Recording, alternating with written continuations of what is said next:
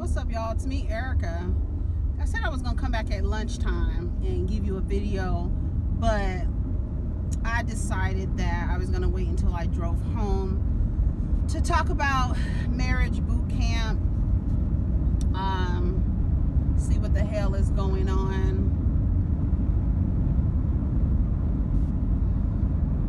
So we're gonna talk about marriage boot camp. We started talking about it on the last video. If you haven't watched the last video about Real Housewives of New Jersey, go watch it now. You can go ahead and like, subscribe, and comment. Let the diva know you stopped by.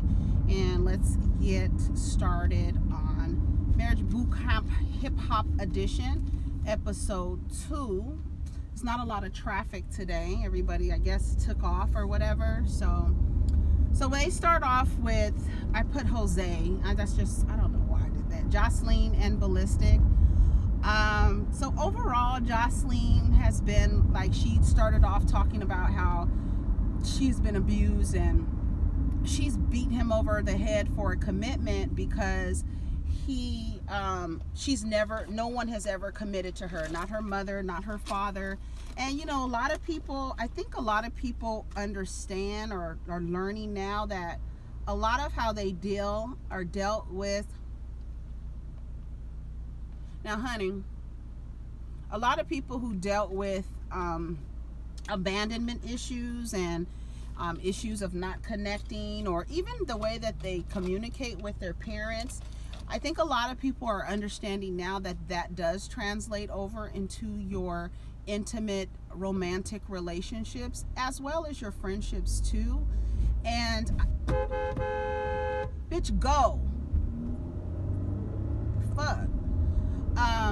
And you know, I think a lot of people are aware of that now, and they're cognizant, and they're like, you know, especially when you get into therapy and you realize how you dealt with your romantic partners, it's real, and in terms of communication and conflict resolution and how to fight, you know, how to fight fair and how not to fight fair, and that all comes from how your caregivers treated you, and it's real. And for her to say, my mom didn't commit to me, my dad didn't commit to me, you see Stevie J didn't commit to her even though she had a baby from him, you know, and it's the constant, now you found somebody who's like really into you or likes you and really wants to be with you, and now you want him to commit to you, and that's the way, in order for her to understand that this person cares about her, is for him to commit to her, and that's just, she wants to beat him over the head.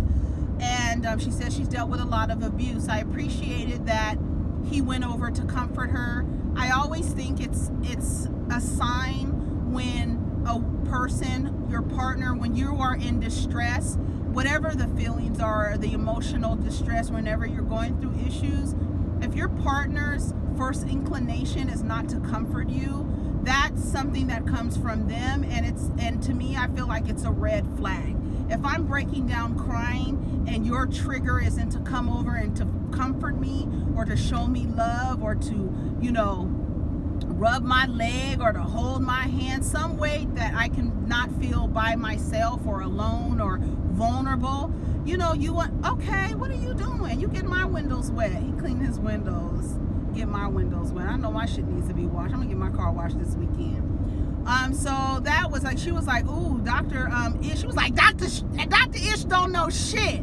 But Jocelyn's behavior and her personality is very fire. I know she's a Scorpio, but I'm sure she has a Leo somewhere in there. It's very fire, very look at me, very I need to be the center of attention. And she does different things that I feel like this is not the time and the place to do those things. That's what I was kind of touching on this morning. It's not the time and the place, and it disgusts me because I'm like, you don't have to do all that extra shit. You don't have to stand on the table and say that you're gonna pee in a girl's mouth or piss on a girl, like all that kind of stuff. You don't have to do. I don't know what she does that for, and it's probably for attention. She's used to being the center of attention. She's a tall girl. You know, people who have met Jocelyn or have seen her in person say that she's actually very beautiful. So the behavior, I don't know. I feel like it's a time and a place, and maybe that's something that she needs to work on while she's in this house. We'll see. Bianca, is that her name? Bianca Bonnie, Bianca, chicken noodle soup, and her boyfriend, they only been together 10 months. Or I'm going to give them a year. But she said she's been pregnant 3 times. What the hell? What in the hell, girl? She been pregnant 3 times, terminated the pregnancy twice, and the 3rd one was a miscarriage. She done called the boy 600 times. Now, I'm not gonna lie. There's been times as a young diva, you call a motherfucker over and over and over again because you mad and you focused and you upset. I get it as a young diva. So I'm gonna give her as a young diva a lot of passes. But what I hate to see, and when I hear people like talk about all the toxic relationships that they were in their 20s, it makes me sad because, you don't have to go through those things. You don't have to deal with that kind of stuff. You don't have to. You're like really choosing. And this is not love. It's not respect. It's not honor. The guy sounds like he's over it. Like, I don't even want to deal with it. It's a lot of time wasting that I'm doing. I feel like I'm wasting my time. And Angela Yee said something the other day. I know I'm conflating, stories or whatever, but she was talking about how when people are in bad or toxic relationships, how other people who have had the experience or have witnessed or observed someone else having the experience is always trying to give that person advice. Like, don't do this, you don't have to do this. But for some people, and this is what I used to tell people that I trained, sometimes I can't tell you my experience for you to understand the lesson. Sometimes you have to go through the experience to understand the value of the lesson. And when you're telling people, you need to break up with him, you need to do this, you need to do that, sometimes people need to actually have the experience in order to say, okay, this is what I don't want to experience again. And it's unfortunate, but that's how life goes. And it's really just how life goes. And while you telling this girl, and I thought it was interesting for CeeLo's partner, Shani, for her to be giving Bianca advice and really telling her, you need to worry about yourself. You need to put yourself first. You need to love yourself first. And she was giving her really good advice. And it's funny because you're thinking to yourself, this woman here, you in the house with me, bitch. You got your issues. But they might not be experiencing the issues that you're having, and her advice may be really valuable, and you need to listen. And that's why I'm kind of looking at Jocelyn crazy, because she keeps giving this girl advice, and I don't feel Jocelyn is too far off emotionally from Bianca. And that's just what it is, even though they're probably 10 years apart. He says he gets anxiety, she gets panic attacks. He dismisses her panic attacks and saying that she's just acting crazy.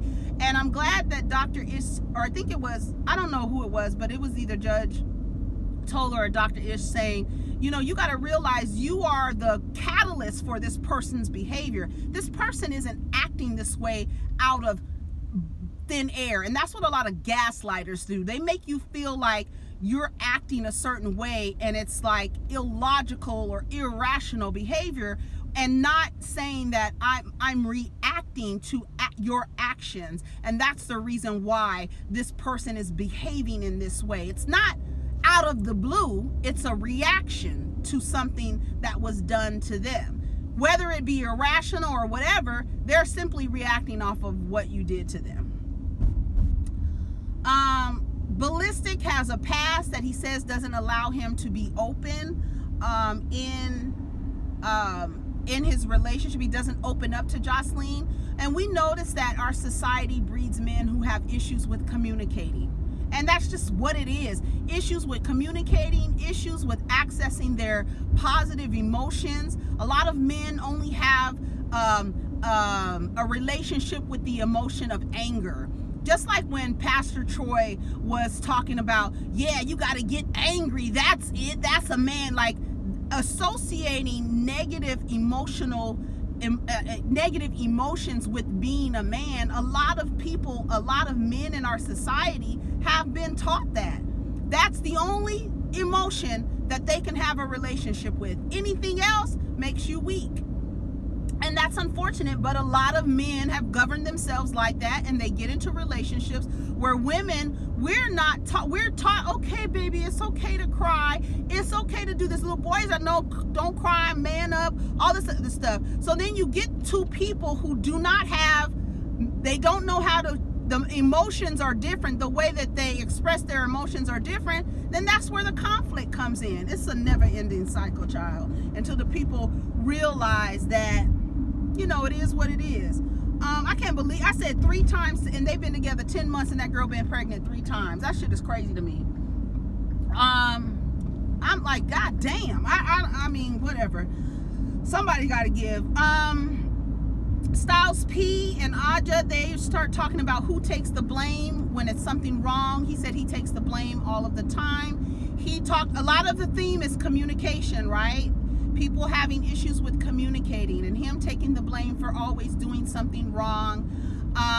At one point he started crying, which I thought was wonderful, because I really think that it's important that society allows boys to men to cry and to have access to that emotion, because all of that, we know what it is. All of that pent up emotion, when you can't express yourself, that does come out in different ways. And in anger, when the emotions are finally released, sometimes that anger gets violence. And sometimes someone else is on the other end of it, and to that person, then it turns into abuse or whatever, or somebody accidentally gets hurt. You know what I'm saying? And I thought it was wonderful that he broke down and cried just based off of someone saying, when CeeLo said, I love her more than I love myself. No, you should love yourself just as much as you love the other person. Don't ever love nobody more than you love yourself. No, that's just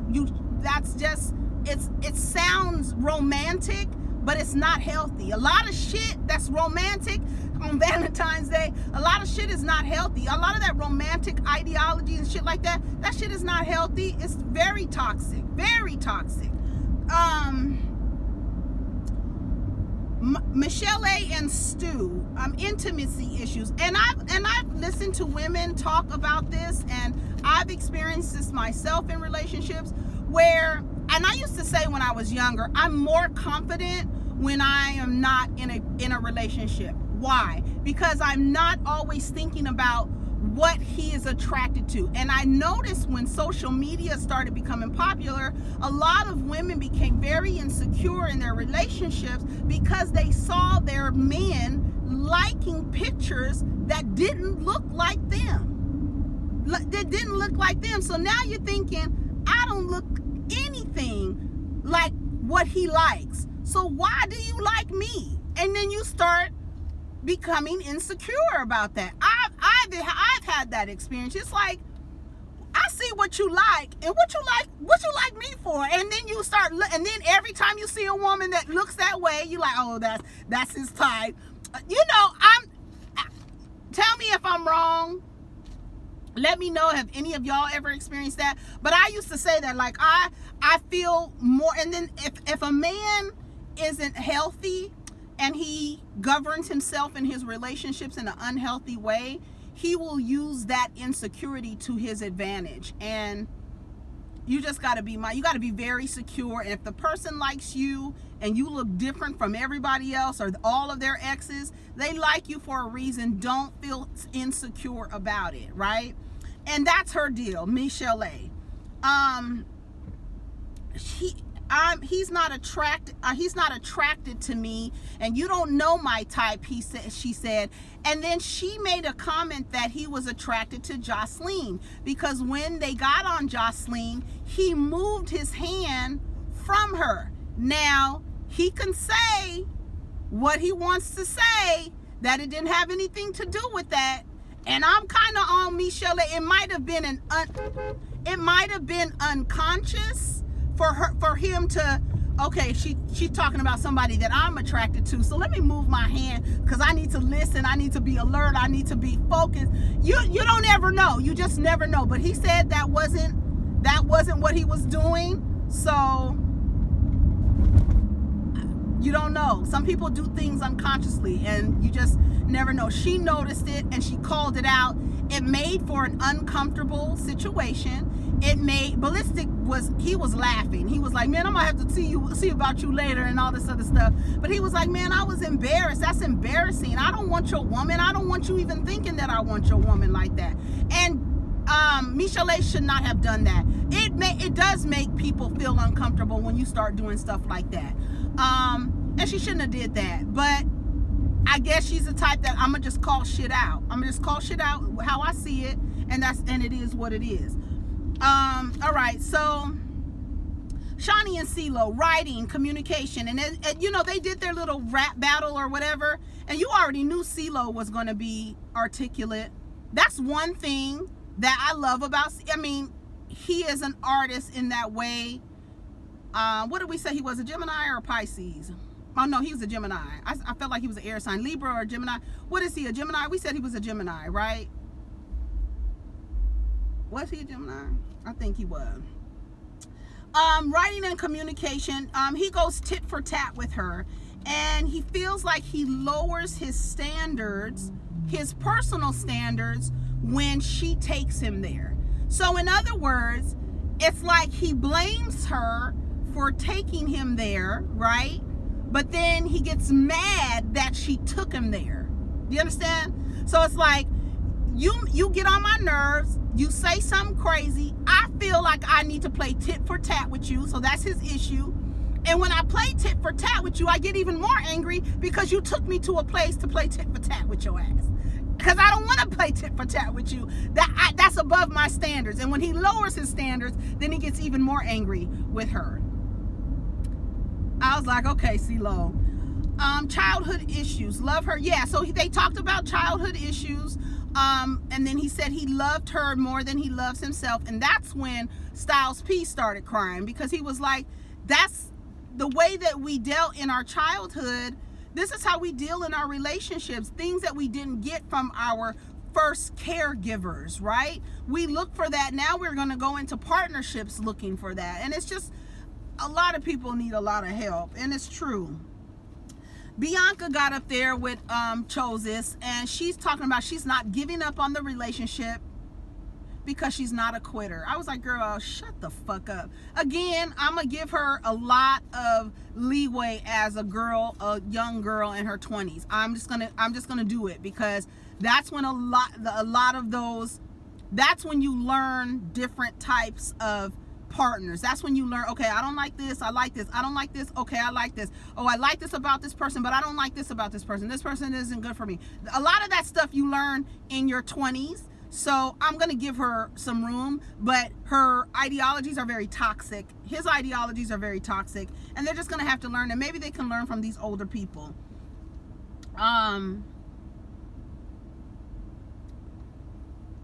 They started rapping and stuff like that. It was cool. CeeLo did the best. I was like, I already knew he was going to do the best. Stu actually did pretty good. He said he did. Oh, did y'all see Stu in the comments on the other thing? Stu was in the comments leaving his website. Y'all go to his website. He was in some of the comments on that last video from last week. Go check out Stu. I was like, who is this leaving his website on every single comment? I was about to report him for spam, but it was Stu. So I guess he's going around, you know, promoting himself. I allowed him 2 comments. I deleted the 3rd one because it was the same thing over and over. Stu, okay, we got you. Okay, we got you, celebrity chef. All right. Okay. What else? Bianca and Chozis, they did well. Of course, Styles P did well. Audra did pretty good. Ballistic did pretty good. Jocelyn. No, that's all I have, y'all, for Marriage Boot Camp Hip Hop Edition. Y'all, whatchamacallit's going, Waka Flocka and goddamn Tammy, they really know how to get people in. I only want to watch it because I see how she was dealing with Deb Abney. Is that her last name? I want to see it. I don't know why I want to see it with Tammy and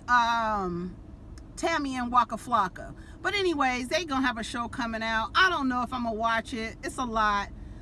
Okay. Anyways, I'm about to go, y'all. Y'all take care of each other. Protect your energy. Let's get down in the comments and we'll talk. Peace.